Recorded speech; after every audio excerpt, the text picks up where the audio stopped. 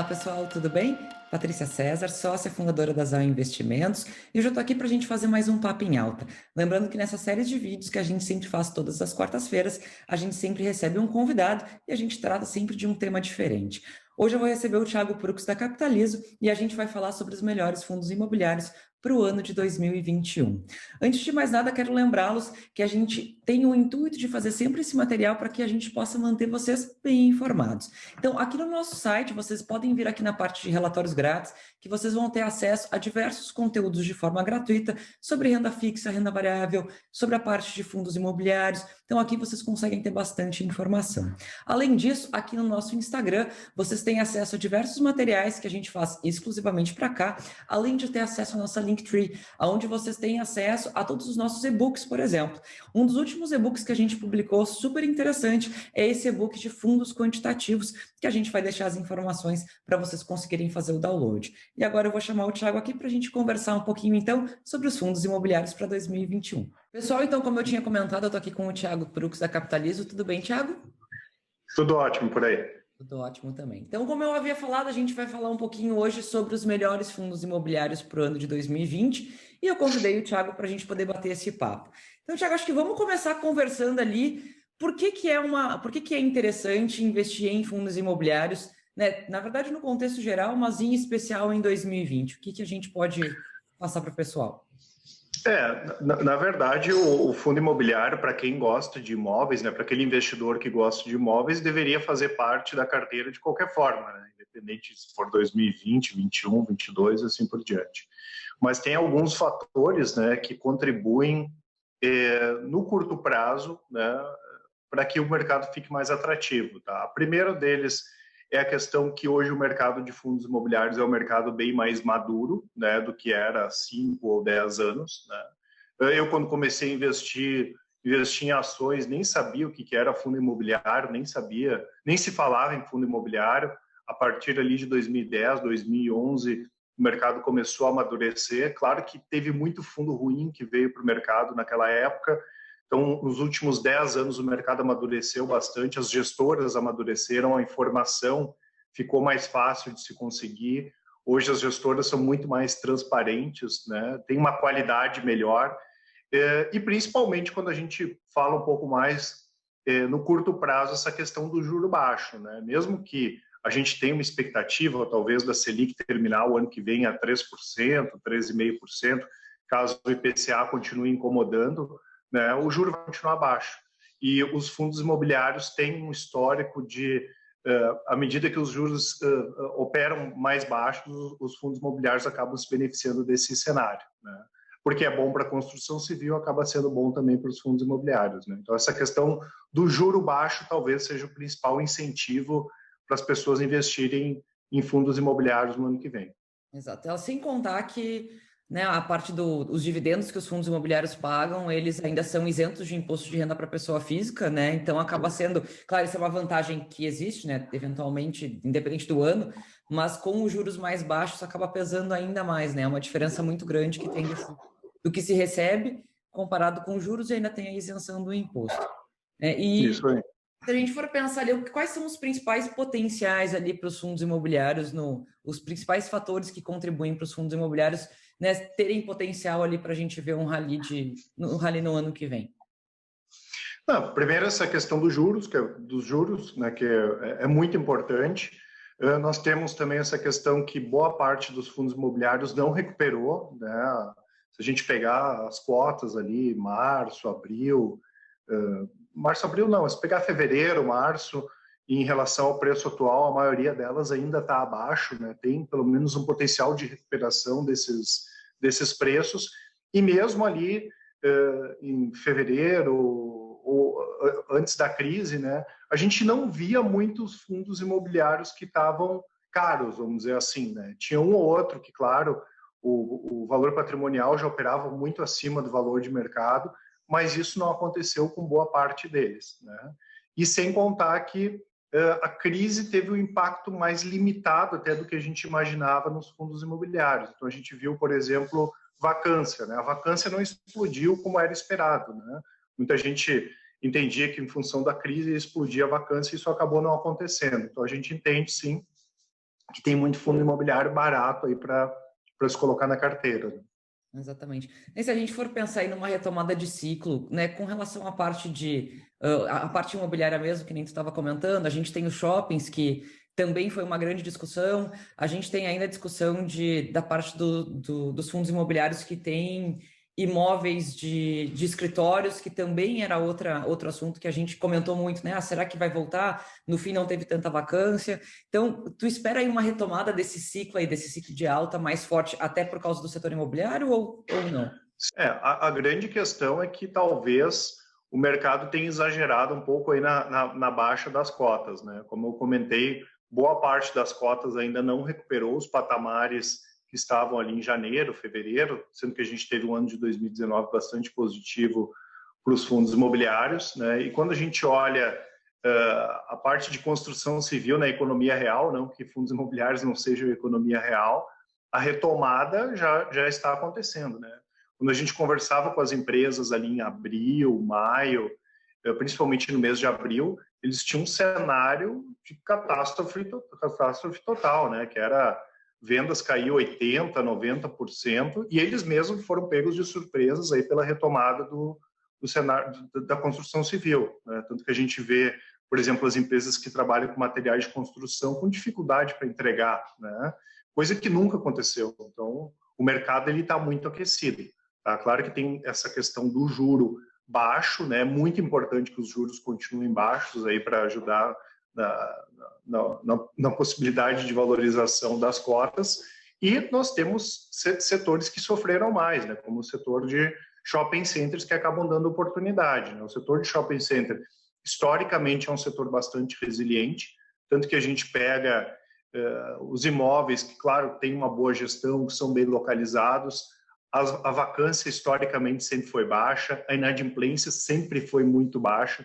Tem shopping center aí que a gente vai falar de vacância de 2%, 3%, de inadimplência de 1%, 2%, que é muito baixo, né? E dessa vez a crise acabou afetando justamente esse segmento que sempre foi bastante seguro, sempre foi bastante resiliente, né? Mas o pior aparentemente já passou.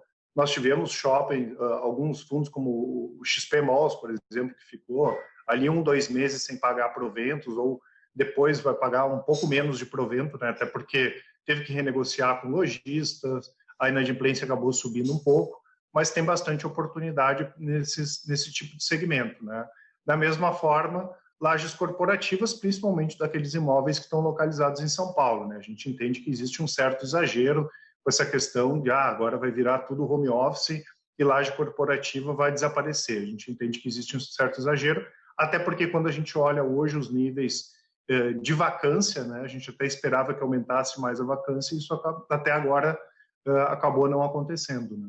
Exato. Já entrando nessa parte um pouquinho ali dos setores, né, o que a gente pode acompanhar mais, tu falou do setor de shopping, né, que realmente foi um dos setores que acabou sofrendo muito mais pelo momento da crise, e a gente também teve um setor que foi muito falado durante esse ano, que foi o de logística, como um dos mais queridos, digamos assim, por grande parte das casas de análise, que era essa parte de logística, né? Algo como até mais como a menina dos olhos aí do momento. Se a gente for comparar os dois, né? Se a gente for pegar ali um setor de logística, que era a menina dos olhos, e a gente for pegar o setor de shopping, que é a unanimidade que se comenta que existe uma chance de recuperação. Né? Se a gente for comparar os dois ali, o que tu entende que hoje é a melhor opção? Eu só acabei esquecendo, eu só acabei esquecendo de comentar que nesse ano a gente tem uma perspectiva aí de crescimento em outros tipos de fundo também, né, como terras agrícolas, fundos de terras agrícolas e também fundos de desenvolvimento residencial, tá? Isso a gente tem uma expectativa aí que de 2021, 2022 isso aí vai acelerar bastante, tá? Em relação a essa questão de logística e de shopping centers, talvez sejam os segmentos fora lajes corporativas e fundos de papéis que tenham mais representantes. Se não me falha a memória, a gente deve ter em torno de 30, 40 fundos de logística, fundos de shopping tem vários também, né? A grande questão é saber separar o joio do trigo, né? Claro que, como eu falei, o setor de shoppings acabou sofrendo mais de uma forma geral, né? Já que todos os shoppings ficaram fechados e mesmo quando eles reabriram, abriram com restrição, né?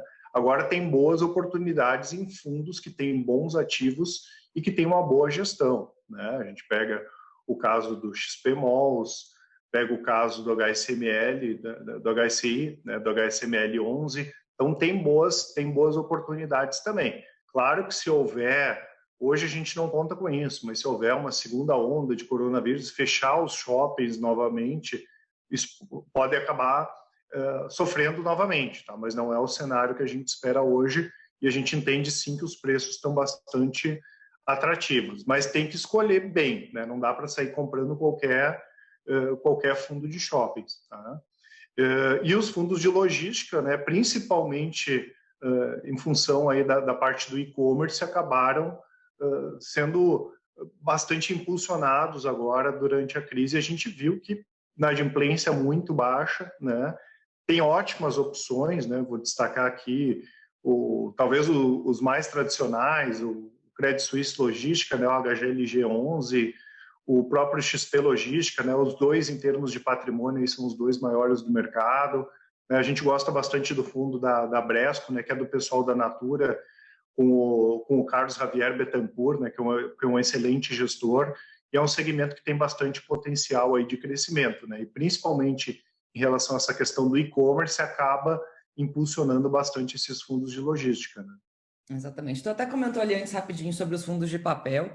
É sempre uma alternativa interessante, né? Para quem não sabe, os fundos imobiliários de papel são aqueles que vão ter na sua carteira essencialmente ali CRIs, né? Então, podem ter alguns outros ativos, mas essencialmente são CRIs que acabam formando a carteira, então acaba sendo até uma alternativa do investidor acessar esse tipo de investimento com mais liquidez. Eventualmente tem CRIs que são exclusivos para investidor qualificado ou investidor profissional que faz parte desses fundos e tem liquidez, né? O investidor consegue entrar, consegue sair, coisa que às vezes num CRI de longuíssimo prazo a gente não consegue dar essa garantia.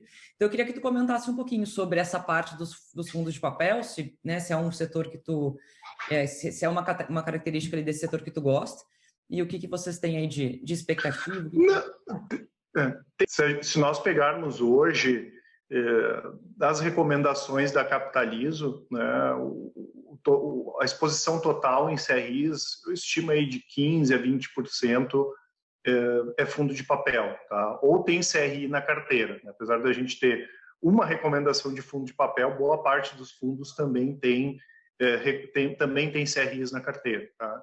Acho que a principal vantagem, a primeira delas é a diversificação, né? É muito mais simples diversificar através de um fundo de papel do que o investidor, pessoa física, ir lá e montar a carteira dele de CRI, né? Até porque CRI tem um risco maior, né? E a gente tem que saber filtrar, né, aqueles CRIs que são mais seguros, que são mais interessantes, né? Ainda assim, a gente pode ter problema em algum CRI, é normal, né, dentro da carteira de um fundo imobiliário, ter problema em CRI. Então, é bastante importante ter essa diversificação, né? Então, tem fundos aí que tem 40, 50, 60 emissores, tá? Então, é uma classe, né, de fundo imobiliário bastante interessante. Nós temos fundos de CRIs que têm uma gestão mais conservadora. A gente pega os fundos da Quineia, por exemplo, como o KNCR 11, que é um fundo mais conservador, ele é um fundo mais preocupado com a qualidade, né, com ratings elevados dos CRIs. E nós temos outros bacanas aí, mais antigos também, como o Fator Veritar, né, o VRTA 11, que é bastante interessante, tem uma carteira bem diversificada. E a gente gosta bastante do Iridium também, né? O Iridium, inclusive, era gerido pelo mesmo gestor do VRTA 11, que é o Rafael Selegato, que saiu da Fator, montou a gestora dele, e é um fundo que, além de ter CRI, ele tem uma parte também com outros fundos imobiliários, né? Então já é uma carteira mais híbrida, né? Já é uma carteira mais diversificada, que isso a gente enxerga em outros fundos também, e é uma alternativa bacana, até porque o fundo de CRI ele tem uma previsibilidade maior em termos de pagamento de proventos, né? Já que aqueles títulos estão gerando renda na carteira e essa renda aí ela tem que ser distribuída para os cotistas, né? Exatamente. Então, a gente ficou aí com diversas alternativas, diversos destaques aí para o pessoal acompanhar ao longo de 2021. Certamente é uma categoria de investimento que vai continuar sendo muito acompanhada, ela é super interessante para diversificação.